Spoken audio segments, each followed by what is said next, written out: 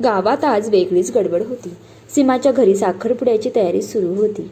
अंगणात रांगोळी काढलेली, फुलांच्या माळांनी सगळं घर सजलेलं. काकू मावशा सगळ्या आनंदात काम करत होत्या. सीमा आरशासमोर बसली होती. हातात हिरव्या बांगड्या, केसात गजरा. आज ती खूप सुंदर दिसत होती. पण मनात धडधड. आज पुन्हा भेटणार आहे तो. थोड्याच वेळात राजेश आपल्या घरच्यांसोबत आला. आज तो पण थोडा वेगळाच दिसत होता. नीटनेटका चेहरा. त्याची नजर थेट सीमावरच येऊन थांबली. सीमा खाली पाहत होती, पण तिला त्याची नजर जाणवत होती. हळूच तिने वर पाहिलं. दोघांची नजर भिडली. क्षणभर सगळं थांबल्यासारखं वाटलं. कार्यक्रम सुरू झाला. मोठ्यांनी पूजा केली आणि मग तो क्षण आला. तो क्षण म्हणजे अंगठी घालायचा. सीमाचे हात थोडे थरथरत होते. राजेश तिच्यासमोर उभा होता. त्याने तिचा हात हळूच धरला. त्या स्पर्शाने सीमाच्या अंगावर काटा आला. पहिल्यांदाच कोणीतरी परका माणूस इतक्या जवळ आला होता. पण त्या स्पर्शात काहीतरी खूप वेगळं होतं आणि ते तिला आवडत होतं. आणि त्या स्पर्शात एक सुरक्षितपणा होता, एक आपलेपणा होता. राजेशने हळू आवाजात विचारलं, घाबरतेस का? सीमा हलकसं हसली. थोडंसं. राजेश म्हणाला, मी आहे ना. त्या एका वाक्याने सीमाचं सगळंच टेन्शन कमी झालं. राजेशने अंगठी तिच्या बोटात घातली आणि सगळ्यांनी टाळ्या वाजवल्या. आता सीमाची वेळ. तिनेही थरथरत्या हाताने त्याचा हात धरला आणि त्याला अंगठी घातली. त्या क्षणी दोघंही एकमेकांकडे बघत होते. डोळ्यांत लाज, पण मनात हलकीशी ओढ. कार्यक्रम संपला. लोक गप्पा मारत होते. राजेश हळू सीमाच्या जवळ आला. आज खूप छान दिसतेस तू. सीमा लाजली आणि ती म्हणाली, तुम्ही पण. दोघंही खूप हसले. पहिल्यांदाच दोघांमध्ये थोडी मोकळीक आली होती. त्या दिवसापासून त्यांच्या नात्यात फक्त नाव नव्हतं, तर एक छोटासा रोमांस सुरू झालेला होता. साखरपुडा झाल्यावर दोघांकडे आता एकमेकांचे नंबर होते. पहिल्या 2-3 दिवसात फक्त छोटे छोटे मेसेजेस. जेवलीस का? काय करतेस? ठीक आहेस ना? पण एक दिवस रात्री सगळे झोपले होते. घरात खूप सारी शांतता होती. सीमा बेडवर पडली होती, पण झोप काही तिला येत नव्हती. आणि तेवढ्यात फोन वाजला. तो फोन होता राजेशचा. आणि फोन आल्यावर सीमाचं हृदय जोरात धडधडायला लागलं. ती हळूच फोन उचलते आणि बोलते, हॅलो राजेश, हलक्या आवाजात. झोपली नव्हतीस ना? सीमा हसली. नाही. आणि तुम्ही? मलाही झोप येत नाही, म्हणून कॉल केला मी तुला. आणि दोघं काही क्षण शांत. पण ती शांततासुद्धा खूप सुंदर वाटत होती. राजेश म्हणाला, आज दिवसभर मला फक्त तूच आठवत होतीस. सीमाचं मन धडधडायला लागलं आणि ती हळूच म्हणाली, का? आज असं काय विशेष होतं का? राजेश हसला. माहीत नाही, पण तुझं हसणं डोळ्यांसमोरून जातच नव्हतं. आणि तुझं ते बोलणं, लाजणं हे सर्व माझ्या डोळ्यांसमोरच येत होतं सारखं सारखं. सीमा लाजली. तिने चेहरा उशीमध्ये लपवला. थोडा वेळ गेला. सीमा म्हणाली, तुम्ही इतकं शांत का बोलता? राजेश हलकसं म्हणाला, कारण तू ऐकत राहावी असं वाटतं. त्या वाक्याने सीमाच्या चेहऱ्यावर नकळत हसू आलं. रात्र वाढत चालली होती. दोघंही आता मोकळेपणाने बोलत होते. बालपण, आवडीनिवडी, स्वप्न. राजेश म्हणाला, तुला काय काय आवडतं? तुला सर्वात जास्त काय आवडतं? सीमा म्हणाली, मला साधं आयुष्य आणि काळजी घेणारा माणूस. राजेश थोडा शांत झाला. मग हळू आवाजात म्हणाला, मी प्रयत्न करतोय तसं बनायचा. सीमा काही बोलली नाही, पण तिच्या डोळ्यात हलकसं पाणी आलं. पहिल्यांदाच कोणीतरी तिच्यासाठी असं बोललं होतं आणि ते तिला खूप सुंदर वाटत होतं. रात्र खूप झाली होती. सीमा म्हणाली, झोपूया आता, उशीर झालाय. त्यावर राजेश लगेच म्हणाला, थांब ना थोडा वेळ अजून. सीमा हसली आणि म्हणाली, का? राजेश हलकसं म्हणाला, तुझ्याशी बोलताना वेळ कसा जातो मला कळतच नाही. आणि असं वाटतं फोन ठेवला की थोडंसं रिकामं वाटतं. असं वाटतं हे बोलणं कधी थांबवूच नये. ते एका वाक्याने सीमाच्या मनात काहीतरी घट्ट बसलं. शेवटी गुड नाईट म्हणताना पण दोघांनाही फोन ठेवायचा नव्हता. थोड्याच वेळाने दोघांनी पण फोन ठेवला, पण दोघंही हसतच झोपले. त्या रात्रीनंतर ते फक्त नावाने जोडलेले नव्हते, तर मनानेही एकमेकांचे झाले होते. साखरपुड्याला काही दिवस झाले होते.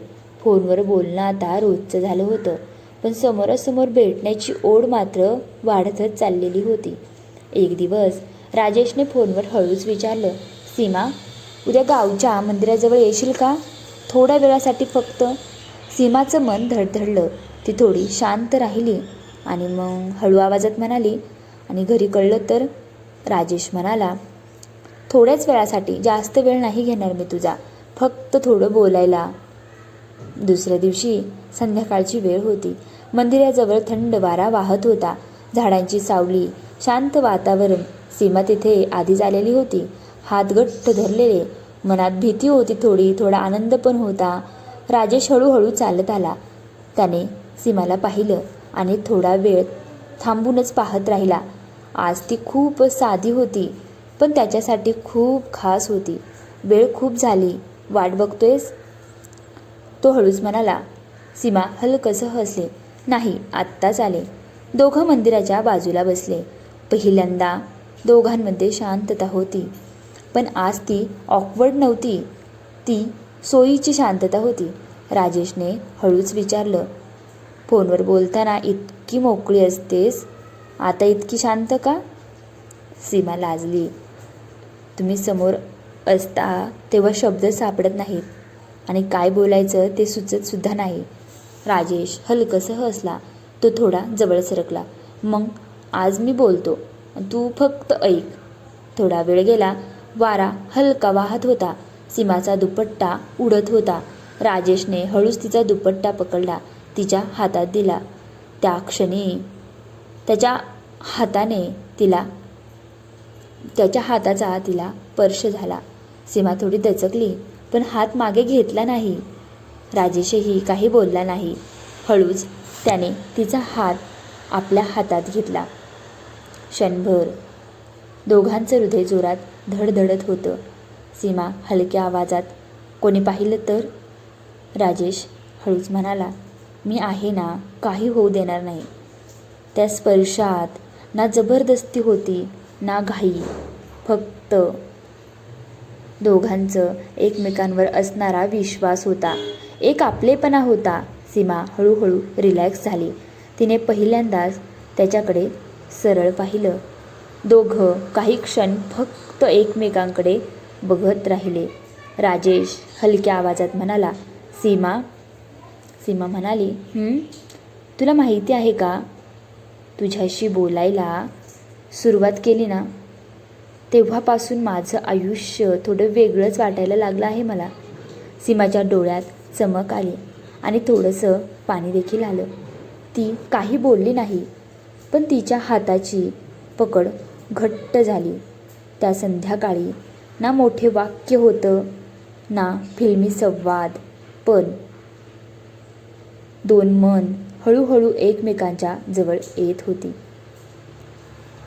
दोघेजण बराच वेळ बसले आणि निघताना दोघांनाही जाऊसं वाटत नव्हतं.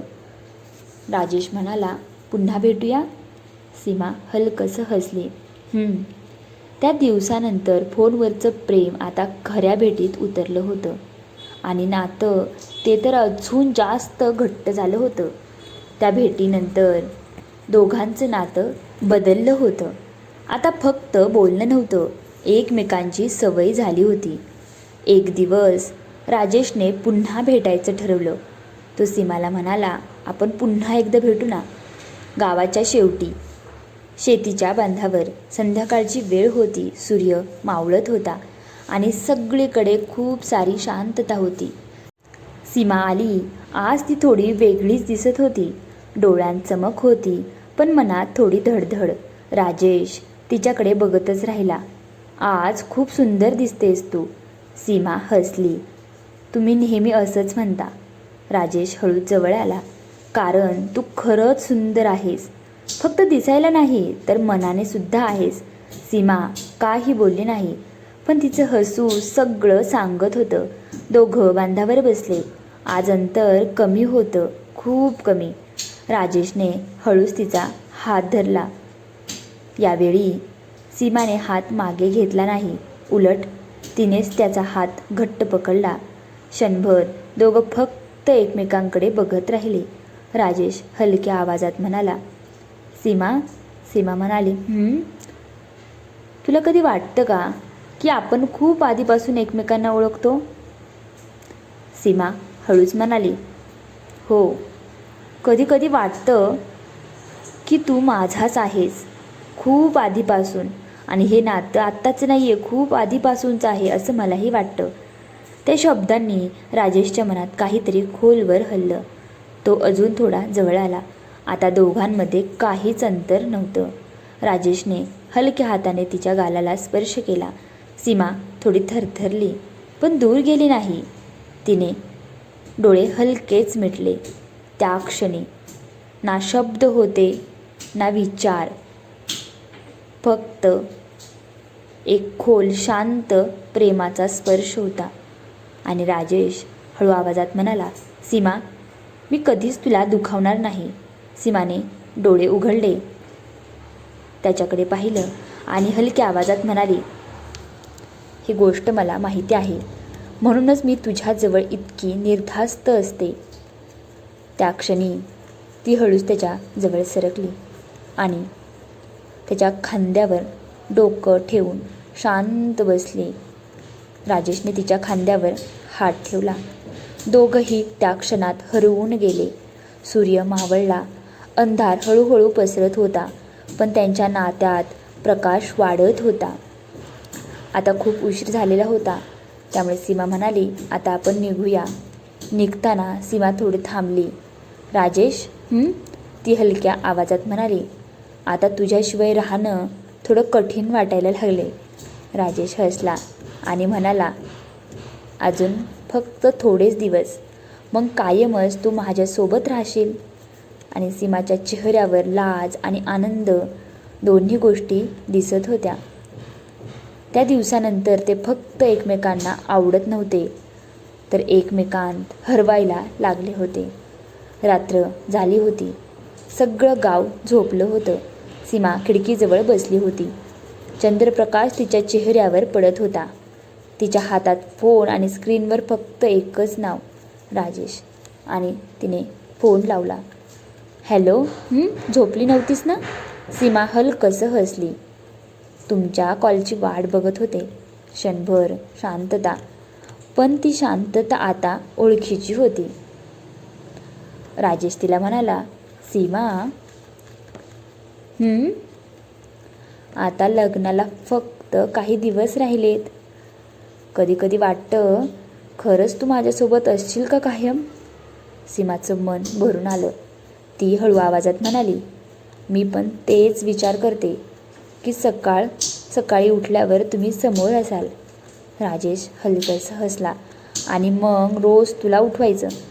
अगं सीमा उठ, उशीर झाला म्हणत. सीमा हसली आणि मी म्हणणार, थोडा वेळ अजून झोपू दे ना. दोघंही हसले.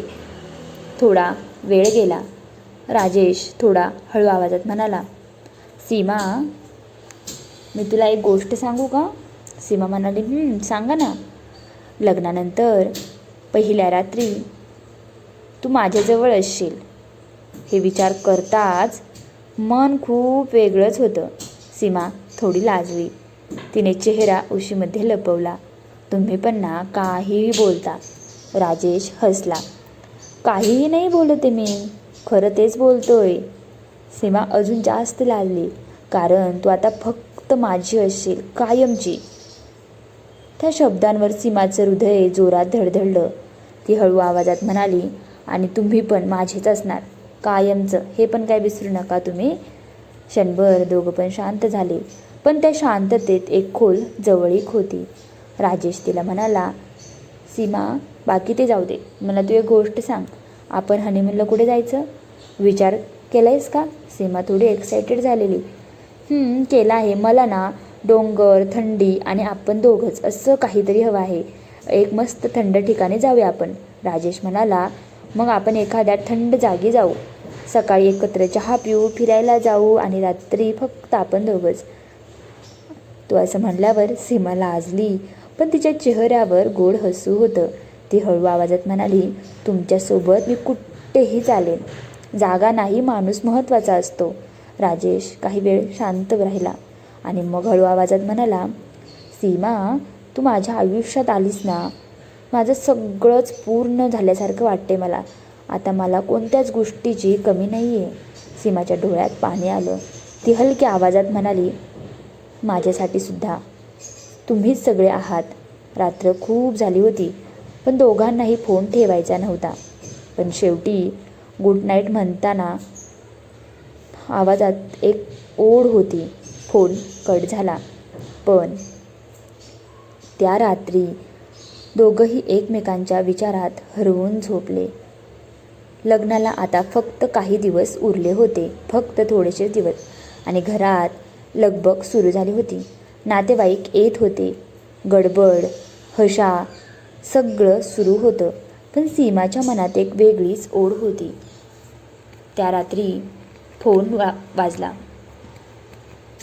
राजेश, हॅलो. सीमा. त्याचा आवाज आज थोडा वेगळा होता, जरा शांत, जरा भावूक. काय झालं? राजेश काही क्षण शांत राहिला आणि मग हळू आवाजात म्हणाला, सीमा, एक सांगू? बोल ना. तो म्हणाला, आपण एकदा अजून भेटू शकतो का? सीमाचं हृदय थांबल्यासारखं झालं. आत्ता? पण का? राजेश हळू आवाजात, माहिती नाही, पण एकदा भेट ना मला. कारण लग्नानंतर सगळं बदलणार आहे आणि मला तुझ्यासोबत अजून एकदा असं शांत बसायचं आहे. माझी इच्छा आहे असं समज. सीमा काही क्षण काही बोलली नाही, पण तिच्या डोळ्यात पाणी आलं होतं आणि ती हळू आवाजात म्हणाली, मी येईल, नक्की येईल. दुसऱ्या दिवशी संध्याकाळी तेच ठिकाण, शेतीचा बांध, थंड हवा. सीमा आधीच आली होती. आज तिच्या चेहऱ्यावर हसू होतं, पण डोळ्यात हलकीशी ओल होती. राजेश आला. दोघं एकमेकांकडे बघतच राहिले. आज शब्द नव्हते. तो हळूच तिच्या जवळ आला आणि म्हणाला, आलीस? सीमा हलकसं हसली. तुम्ही बोलावलं आणि मी नाही येणार असं कधी होऊ शकतं? दोघं बसले, खूप जवळ बसले. आज तर थोडंसुद्धा अंतर नव्हतं. राजेशने हळूच तिचा हात आपल्या हातात घेतला आणि यावेळी सीमानेच त्याचा हात अजून जास्त घट्ट पकडला. काही क्षण दोघं फक्त एकमेकांकडे बघत राहिले. राजेश हळू आवाजात म्हणाला, सीमा, हे सगळं संपेल ना? हे भेटणं, असं लपून बोलणं? सीमा हसली आणि म्हणाली, हो, पण त्याऐवजी आपण कायमचे एकत्र असणार आहे ना. राजेशच्या चेहऱ्यावर हलकंसं स्मित आलं. तो थोडा जवळ सरकला आणि हळूच तिला आपल्या जवळ ओढलं. सीमा थोडी दचकली, पण पुढच्या क्षणी ती त्याच्या छातीवर डोकं ठेवून शांत झाली. राजेशने तिच्या केसांवर हात फिरवला, हळूवार, जपून. सीमा, तुला कधीच सोडणार नाही मी. सीमा डोळे मिटून म्हणाली, माहिती आहे मला, आणि म्हणूनच मी इतकी निर्धास्त आहे. त्या क्षणी दोघंही एकमेकांच्या मिठीत होते. ना घाई होती, ना काही चुकीचं, फक्त एक खोल, शांत आणि खरं प्रेम होतं. थोड्या वेळाने सीमा थोडी दूर झाली. तिने त्याच्याकडे पाहिलं आणि म्हणाली, राजेश,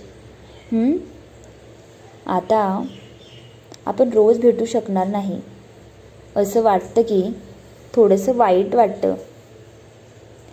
राजेश हसला, थोडेच दिवस, मग रोज सकाळी उठल्यावर तू माझ्यासमोरच असशील. सीमाच्या चेहऱ्यावर गोड हसू आलं. निघायची वेळ आली.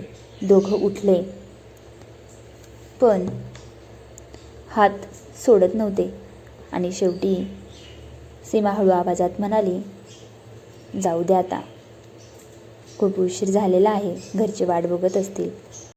राजेश तिच्याकडे बघत म्हणाला, पण ही भेट मी आयुष्यभर लक्षात ठेवणार. सीमा हलकंसं हसली आणि म्हणाली, मी पण. दोघं वेगळे झाले, पण त्या दिवसानंतर ते फक्त प्रेमात नव्हते, तर एकमेकांच्या आयुष्याचा भाग झालेले होते. ही स्टोरी कशी वाटली कमेंट करून मला नक्की सांगायची आहे. आणि नेक्स्ट पार्ट लवकरच येईल.